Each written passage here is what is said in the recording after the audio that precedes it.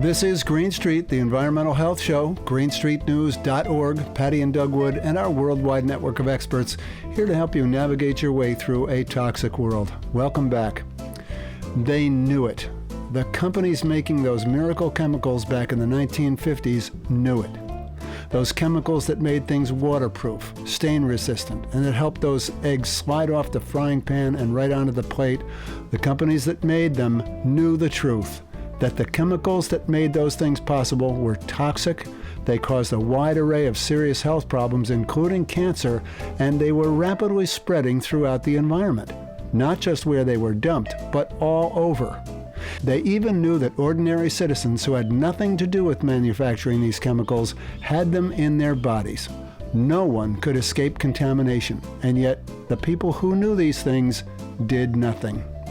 In her new book, Inescapable, author Marina Schauffler examines the history of per- and polyfluoroalkyl substances, or PFAS, through the lens of her home state of Maine, and how the people of Maine have joined together to fight back against this horrific situation.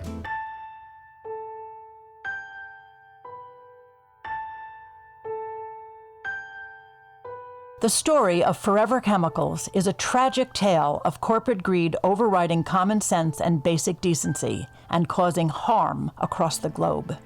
It's the story of some of America's largest and most successful corporations deciding that exposing people to chemicals known to cause serious health problems was okay because those chemicals were so profitable. Today, almost 100 years since those miracle chemicals were first discovered, people around the world are having their lives turned upside down, their farms ruined, their water contaminated, and their health compromised. The chemicals are everywhere, in our food supply, in the rain, and in the air. There is no escape from them. In her new book about Forever Chemicals, aptly titled Inescapable, author Marina Schauffler talks about how her home state of Maine has responded to the crisis, offering what she hopes is a roadmap for other states to follow. Doug and I caught up with Marina earlier this week, and we started our conversation talking about how she came to write this book and what she hopes for the future. Here's our interview with Marina Schauffler. I had an opportunity to look at PFAS from a whole range of perspectives. I really wanted to take a more ecological approach, knowing that this class of chemicals had permeated so much of our consumer culture and so much of our ecosystems that it was, coming down in rain, it was coming in on the ocean breezes, it was surfacing in so many locations around Maine. There was a lot of testing done of the farm fields where sludge had formerly been applied, but also firefighting sites, defense facilities, such a wide range. I was getting frustrated that the media stories were very isolated, one-off. This farm has been contaminated. This fire station has poisoned the water of nearby residences. And it didn't seem like there was a more holistic view that would help people understand how this has infiltrated so many dimensions of our lives. Had you studied environmental science in school, or? I have done a combination of writing and environmental studies all the way through undergraduate, and ultimately did a doctorate in natural resources, but looked at it through the lens of ecological writers. Really? So I was really looking at ecological ethics and values, and my first book was on that topic. So that's been a thread all the way through. It's interesting because there are a lot of ethical considerations in the history of the PFAS calamity, I'll call it.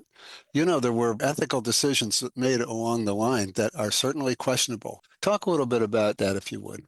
Yeah, the companies, DuPont, 3M, others manufacturing PFAS as early as the 70s and 80s, they had in-house scientific research, showing this was highly problematic. And they did wildlife studies that I cite in the book that demonstrated this had infiltrated ecosystems, even in very remote areas. And it is disheartening, to say the least, that did not give them pause and did not prompt them to report this information to regulators and change formulations and move away from a class of chemicals that has been demonstrably hazardous for half a century now. So they knew not only about the medical, because I knew that they knew something about the medical implications from their testing their own workers. But you're saying that they knew earlier about the dispersion of these chemicals throughout the entire environmental Right. world. They knew that they weren't looking at occupational exposures, right? Whereas, some other chemicals or classes of chemicals are kind of, Isolated. Yeah. relegated to a certain industry or manufacturing process. But they knew that. They knew that these were widely dispersed literally across the planet. I mean, you said, they were finding them in very remote areas where obviously there was no industry. So if you would, in the book, you talk about this farm in Maine called the Songbird Farm, I think, and this young couple who were in the middle of building this family business, growing organic vegetables and growing their own grains, and they were going to have a bakery, and they had all these plans. Talk a little bit about what happened to them. Like numerous farmers in Maine, they were completely blindsided by the news that PFAS permeated their soils and water on the farm. They learned that they were a testing site because when the state legislature here committed to testing sites that had formerly had sludge applications, they posted a map of those locations. And one of the CSA customers contacted the owners of the farm and asked, do you know that you're on the map? And they had no idea. They had heard about PFAS at other dairy farms. They assumed because they were organic that it was not an issue. And what surfaced was, of course, that prior owners decades earlier had applied sludge on that land. So even though they had bought the property from someone who had farmed it organically for 20 years, it was still contaminated from those previous applications. And in fact, the prior owner died in his 60s of cancer. Oh, and they question now whether that was connected. So that particular farm was highly enough contaminated that there's been no attempt to pivot farm operations and, continue farming there. That was purchased to be a research farm for the study of PFAS. So, hopefully there can be research there that informs agricultural communities, not just in Maine, but around the country, because there's a need for a great deal more research about how these chemicals weave their way into the food system, which plants take them up and into which plant parts. So they were fortunate that the state bought their farm. What about people whose farms, there certainly are. They're literally sitting on a contaminated farm where they can't grow anything, they can't raise animals, they can't irrigate, they can't do anything. Yeah. In their case, it wasn't the state purchasing it. It was a nonprofit group, Maine Farmland Trust. But the state has allocated funds now. The state has also given tremendous support to farmers where contamination is not so severe or widespread to pivot operations. So they might grow flowers instead of, vegetables, or they can grow on a portion of their property, or they can grow crops that don't tend to take up PFAS as much. So there's been a lot of work here to try to keep farm operations going. Actually, not that many have closed completely. But the biggest thing I think that Maine has done that's really important for other places to model is created a safety net for families that discover this so that farm families are not left, as you say, with their business operations devastated, health concerns. It's a traumatic experience to go through. Sure. And Maine is also providing the wellness support for people to navigate that. They actually have created positions called PFAS navigators to help families in this process and get the supports they need. So there's been a lot of work here that could be a model. And actually, was carried into a proposed bill federally so that we would have this kind of a safety net nationally. And it would enable people to come forward if they do test and find something, it would give them the support to go through that process and not just refuse testing out of fear that it will devastate their lives. Unfortunately, that bill has not gone anywhere in Congress. But So I have two questions. So we're talking about the persistence of PFAS when you're saying that this songbird farm, that the PFAS was probably, spread as sewage sludge, right? Like 30 years before they were farming, and yet it was still showing up in the produce and in the milk and so on of the animals they were raising.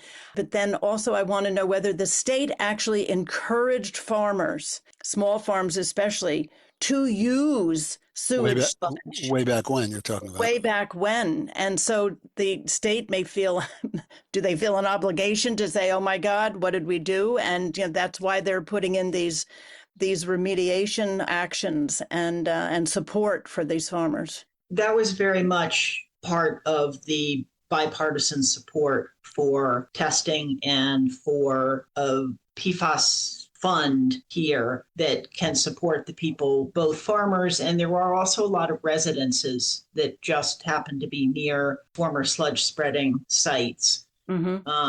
So that fund only applies on the agricultural side.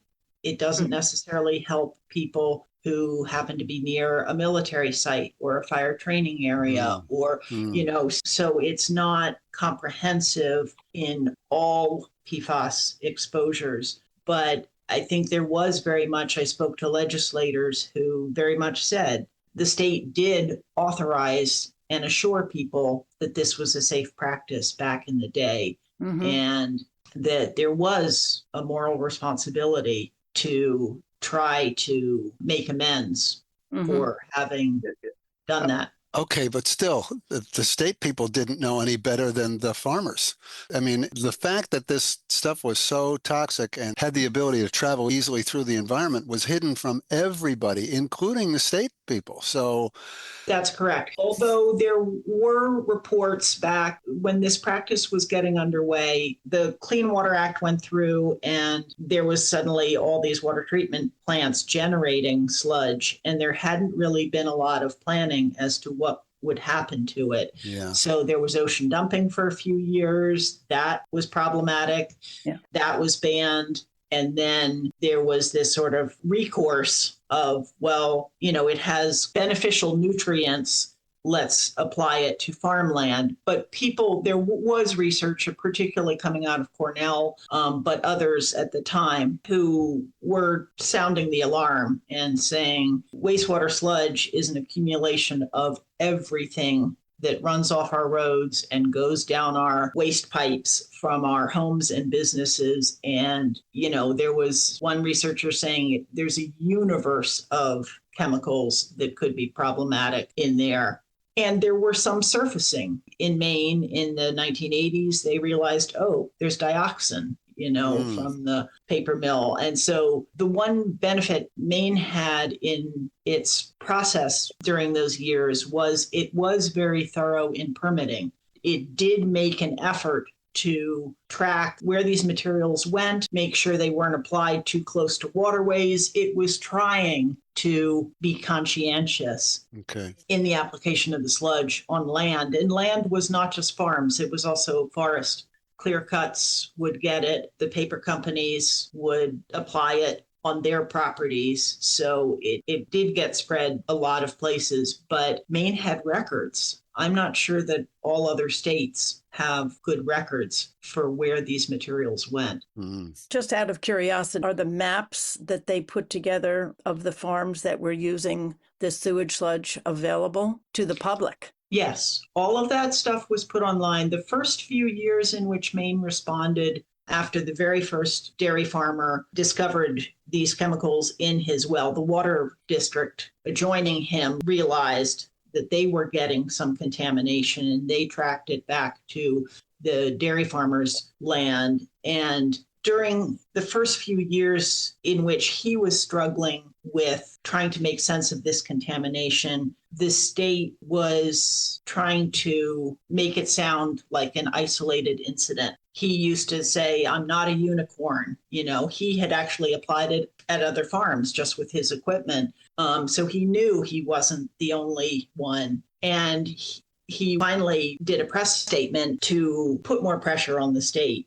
And then this governor's administration changed. More people started calling for a task force to look at this issue. And the state at that point shifted to becoming much more transparent. So it posted the map online, it tested landfills, all of that data is online. You can find pretty much all of the testing that Maine has done of different facilities, wastewater treatment plants, all of that data is accessible. In your book, you talk about the courage of some of the legislators in Maine who really took it upon themselves to stand up to the industry pressure. I'm sure there was a lot of pressure on Maine not to draw too much attention to this. We've heard in our own situation, we've heard from people say, oh, you know what? It's in dental floss. It's in everything. It's basically game over, right? Don't try to do anything. Talk a little bit about those legislators in Maine and how the courage that they had. Yeah, that line of it permeates everything, so really don't worry about it is one of the industry talking points on this, to just diffuse any sense that people need to take action. And we were very fortunate. In Maine, we have a citizen legislature. So all of those people representing us have other lives, and some of those folks are farmers in their other lives. So it was very personal for them. Even if it wasn't their particular land that was affected, they could really empathize with the impact that had. It also hit just a lot of rural communities and affected fishing and hunting and some of the poor sort of traditional pursuits here. So that too, I think, influenced the bipartisan support initially. That broke apart a little bit, as I write about in the book, when Maine moved toward, the call initially was, let's stop focusing on this in the waste product. We need to turn off the tap. We need to go upstream and get it out of the products that are going into, the waste stream. And Maine really led that effort internationally. And then as they got into that process, found it really challenging on a couple counts. One, tracing chemicals back in the supply chain was really difficult. The suppliers didn't know whether this was in, that lack of transparency around PFAS applies in the manufacturing realm as too. And a lot of them just didn't know. And then we're also a very small state. So there's not a lot of clout or leverage there, on the industry side. Sure. So when Maine revised its ban on PFAS in various consumer products, it ended up aligning with Minnesota, which had just done a very comprehensive effort. And that seems to be a constructive way for states now to move forward, is to collaborate that way, making it easier for industry to transition and making it easier for the states, because there gets to be a critical mass. Sure. Market force. So what do you expect the impact of the book to be? And are you optimistic about the future? Oh, well, I wrote the book to offer a guide for other states. Right now at the federal level, we're sliding backwards. Going backwards. Yep. But that doesn't mean that states can't move forward in, doing the bans on consumer product categories, addressing the issue of spreading sludge, doing a testing, just figuring out where this material has gone and where it's most concentrated and who's at most risk. There's also been really pioneering work here in the medical field, which is critical because when people found out they were highly exposed, they went to talk with doctors and found no support whatsoever, no understanding of what the implications of these chemicals could be. And so there has been a lot of peer education and research here in Maine that will be valuable, I think, for other areas, and trying to bring folks along in that sphere as well. So I just hope that the book will be a little bit of a guide. I think it's devastating for communities to have this revelation of extensive contamination, whether it's from a military site or a past fire training or agricultural, whatever the source. That problem is surfacing so many places, and I wanted other people to learn from the extensive work that Maine has done. Marina Schauffler, author of the new book Inescapable, Facing Up to Forever Chemicals, published by Johns Hopkins University Press. You can learn more about Marina and find links to the book and all of our news stories at our program website, greenstreetnews.org. And don't forget our new YouTube channel, Green Street News, where you can find many of our past shows to share with family and friends. That's going to do it for our show today. Patti and I will be back next week with another edition of Green Street. Thanks for listening.